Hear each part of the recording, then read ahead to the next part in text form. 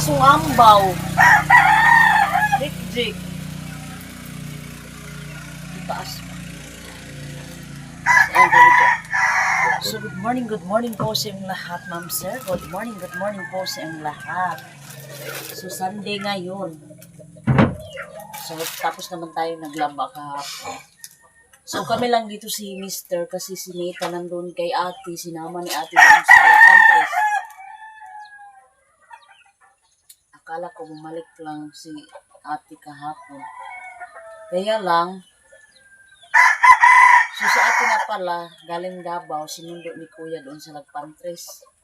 Yun, sumama si Nita sa Lagpantres. Akala ko bumalik. Bumalik lang sila pagka 4 p.m. Yun, tumawag sa akin, hindi daw sila makauwi. So ngayon ako daw. Nag-alala kami ni Mr. So, ito, kinakain ng daga. Jesus, marami palang daga dito. Kinakain ng daga tong biscuits natin.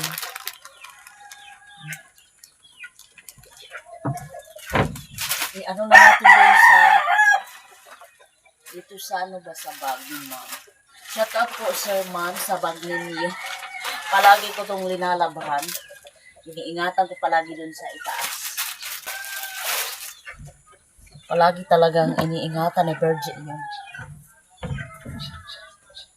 Ang mga gamit. Na natin dito, ilagay na natin dito sa buksan na natin. 4, 5, 6, 7, 8, 9, 10. So, dito natin ilagay.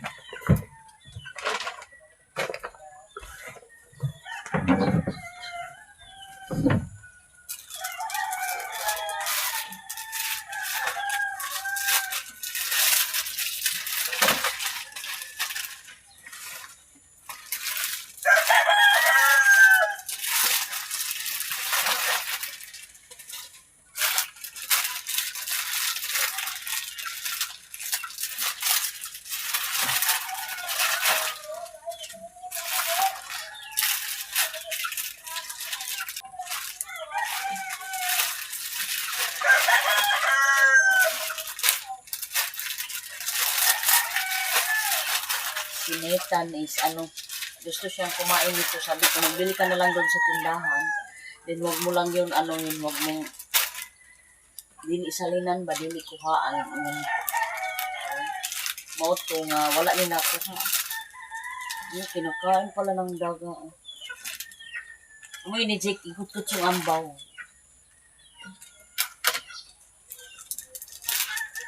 Minggay, dali minggay.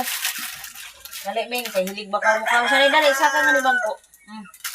Saka nga ni bangko, saka. Ming nga. Ano yung bangko? Saka nga ni. Ano na. Sana na yan. Pinakain ng daga, so ipakain na natin ng pakain na natin sa pusa. So yan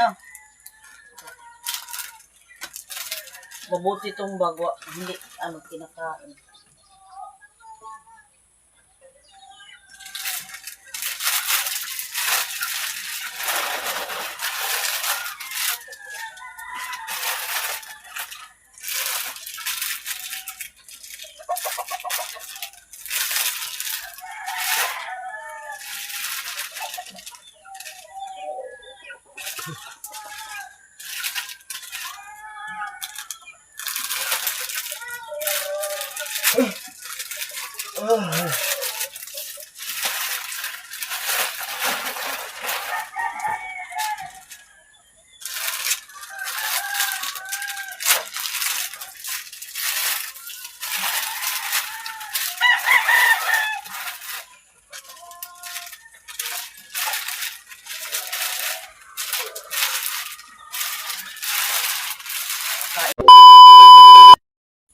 So, ready na yung natin mamaya, snack ready na ang snack natin mamaya sa sa simbahan. Pagkatapos ng misa is mag-snack tayo ng mga bata. So, may natira is amin mga matanda. So, shoutout sa lahat ng nanonood po sa akin. Una-una po, ma'am. Thank you so much po sa panonood ninyo sa akin. So, always tayo nagpapasalamat sa Panginoon dahil binigyan tayo ng magandang gising sa umaga. So, nakatulog ako kagabi. Yung mata ko is talaga halata. So, na-miss ko si Nathan. First time si Nathan na hindi na nakasama ni Mr. ngayong gabi. So, ako, palagi ko naman si Nathan nandun na sa labas, natutulog. Pero si Mr. talaga, first time niya na hindi na si Nathan dito sa bahay. So, sabi ni Mr., kung mayroon lang sana ko nung tambot niya or gasolina is kunin si Nathan. So, sabi ko, bukas naman yun uwi. Bukas lang man, hindi man na, sabi ko. So, yeah, naitindi naman si Mr. So, ako na kumbaga na, kung ko ba, ay, siyempre, nag-ato ko lapas sa, kung na ako sa patin ay, sinitan, dili nga first time lang na ako nga, dili na ako nadulog sinitan. So, si Mr. first time talaga na hindi niya na sinitan dito sa bahay. Ngayon, first time niya kagabi, sabi niya, hindi ako makatulog dahil yung anak ko nandun sa lugar ni Mama, sa Lagpantres. Sabi ko, malapit lang man yung sa Lagpantres. Okay lang sana kung yung malayo doon sa Davao, ganyan, malayo, hindi na pwede. Akala namin kahapon is, sabi niya sa akin, Ma, sama ako kang Kuya Jojo doon sa Lagpantres lang niya. Sabi niya, kasi siya talaga, love na love siya ni, si ate. Love na love siya ni ate ko, si Nathan. Kahit anong hilingin niya, ibigay ibigay ni ate, maghingi ng pera, pagkain ng mga, pabili ng mga ganyan, bilihin ni ate. So yun, hindi ako makano. Si ate din, napil ko talaga kang ate na love niya si Nathan. So, sa side ni Mr. naman, sa totoong buhay ko, sa side ni Mr., si Mr. alam niya man yun. Hindi ko mapil na ang pagmamahal niya kay Nathan. Hindi ko mapil yung pagmamahal nila kay Nathan. Sa totoo lang, hindi ko mapil. Pero yung side ko talaga sobra-sobra. Si Mama, yung mga dalawa kong kapatid, yung bunso namin, love na love si Nathan. Lahat, yung kuya ko kahit may sakit, palagi si Nathan, iniisip palagi si Nathan doon, si Nathan ganyan. Yung si kuya ko nandun sa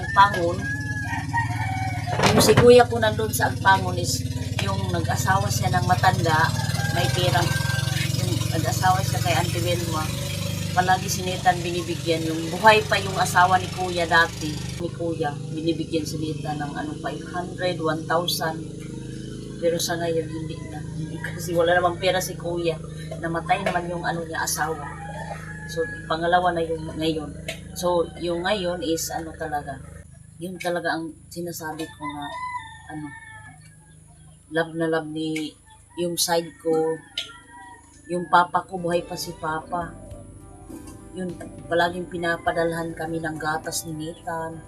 Inaalalayan kami yung buhay pa si papa.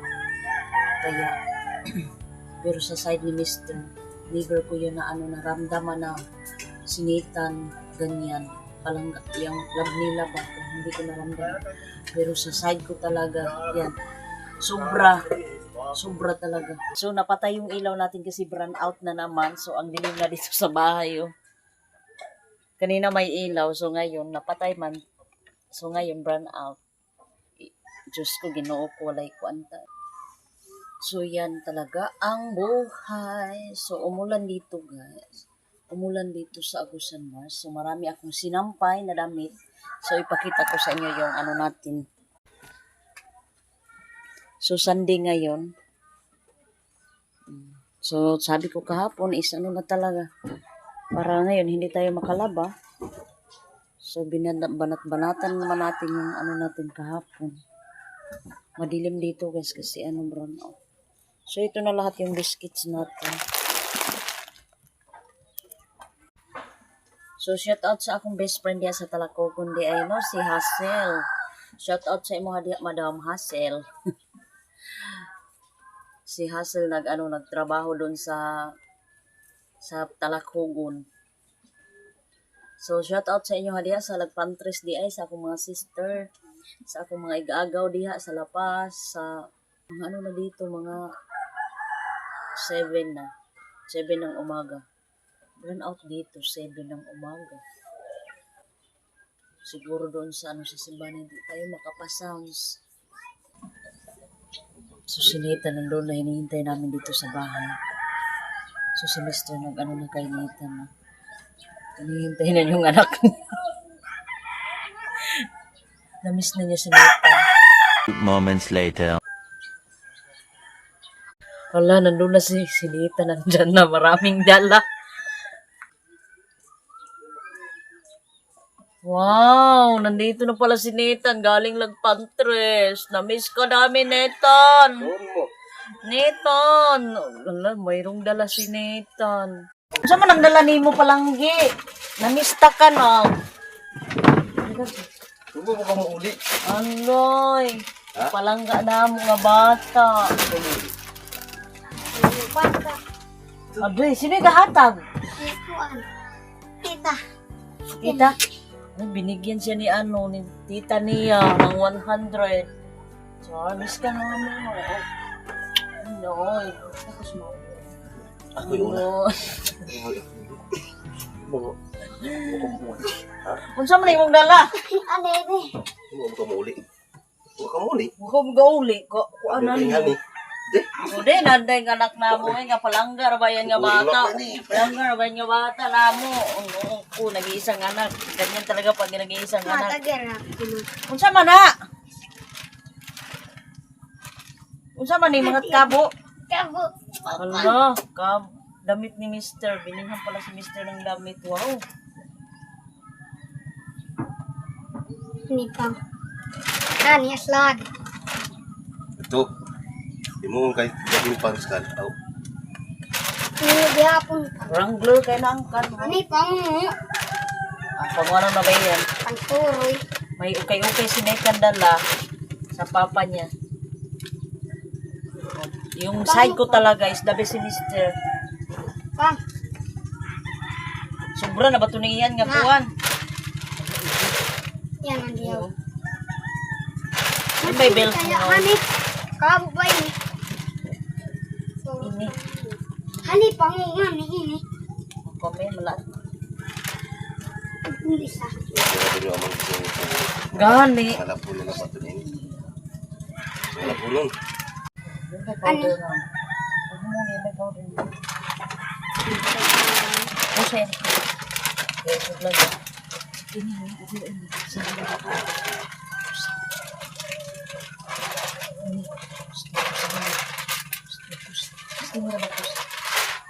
Ini ang type po ng mga kuwan.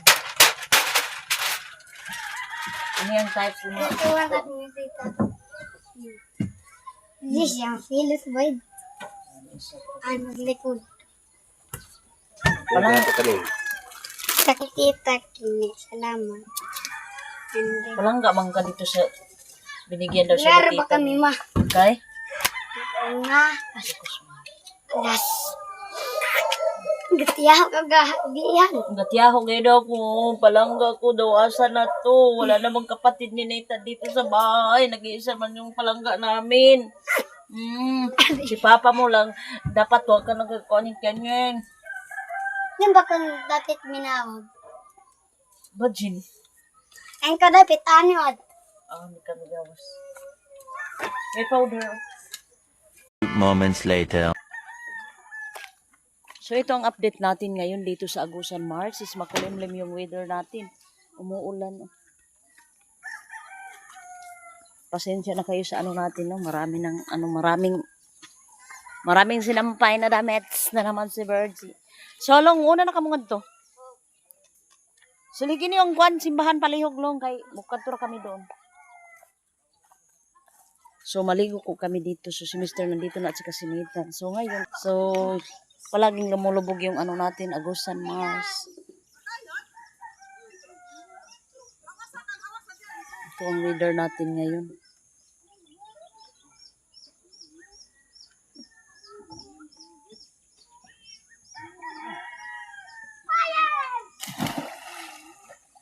Nagtao di kayong singaon.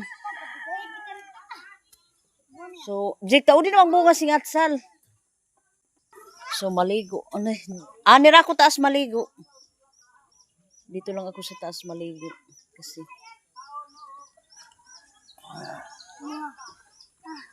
Kaluoy naman. Oh, laki yun na.